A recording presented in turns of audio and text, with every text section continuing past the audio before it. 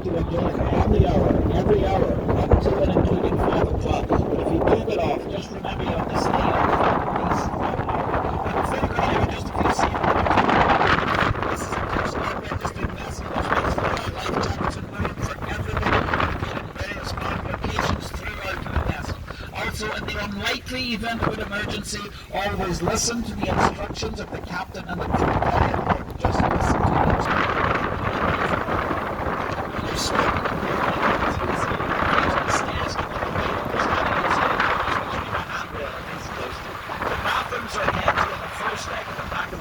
There in the boat, and also then there in the first deck at the front of the boat is the snack bar, which is also a fully stocked bar. So if you need anything, that's where you get it. Now, I'm sure all of us here today, we have a certain amount of pride in where we come from, but you will find if you get talking to these Boston people, they are fiercely proud of their city. And every right they have to be, because not us in the West to the sense of man-made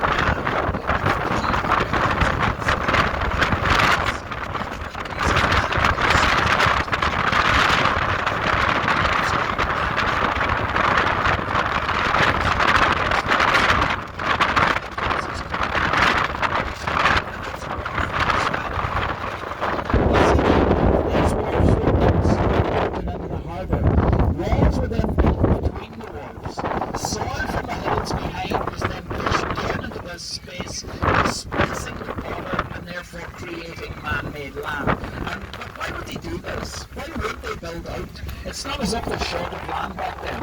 Well, this all had to do with trade, because to begin with, Salem, which is about 20 miles up the coast, had a much deeper harbour. So trade was going to Salem. So merchants in Boston simply decided to build out instead of back, making their harbour much deeper, so more trade. Of the tiniest strip of land linking it to the mainland. So as the city got bigger and bigger on the peninsula, they needed to, if you're facing the bow, the left is the port, the right is the starboard, the back is the stern. Now everything I talk about today from now on will be off the right hand side of the boat. The boat from now on goes round in a big circle. But in the distance when we turn, you'll start to see a rusty iron bridge. Now on the other side of this bridge there's a place called Griffin's Wharf, and indeed it was here on a cold December night in 1773 Samuel Adams and the Sons of Liberty, dressed as Native Americans, crept aboard 3 ships. They took the contents of the 3 ships and they threw it into the water. The contents being anyone free, with the rallying cry, no taxation, without representation, for the colonists were getting heavily taxed by the British Crown and they were not getting politically represented. They were not very happy with this. You can throw tea into the water. So what will happen here is the bridge. Now the bridge is the Northern Avenue Bridge. This bridge was designed in 1905 by students from MIT. However, today it is stuck in the open position, it won't close. And more than this, the US Coast Guard has now told us structurally it's unsound, it'll have to come down. But to take the bridge down, it's going to cost $15 million just to take it down. I have a cousin could do it for a fraction of that. That's true. To the left of the bridge, you'll see this brown building with the sweeping glass facade. This is the Joseph Moakley Federal Courthouse.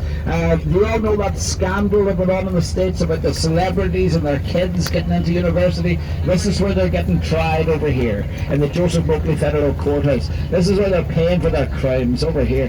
This was designed by a Chinese-American architect, a man called I.M. Pei. Remarkable architect. He was educated at MIT and Harvard. He has a few buildings around Boston, but his most famous work, arguably, is in Paris, outside the Louvre. It was he who designed the pyramid, the glass pyramid. That's his work.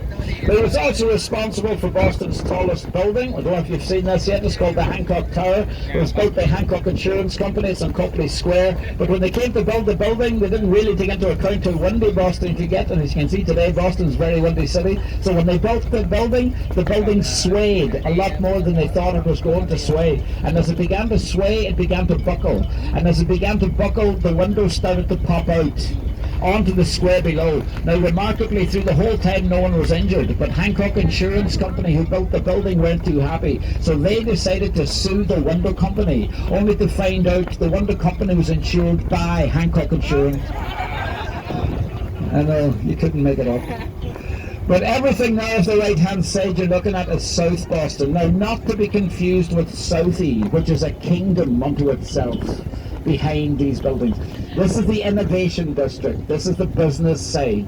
Now, the thing about South Boston is that all of it actually sits on man-made land. All of South Boston. This was at one time just all part of the harbour. Everything from the left of the bridge on, it's all man-made land. And to give you an idea what they put into the land to fill it out, coming up, see the steps over there?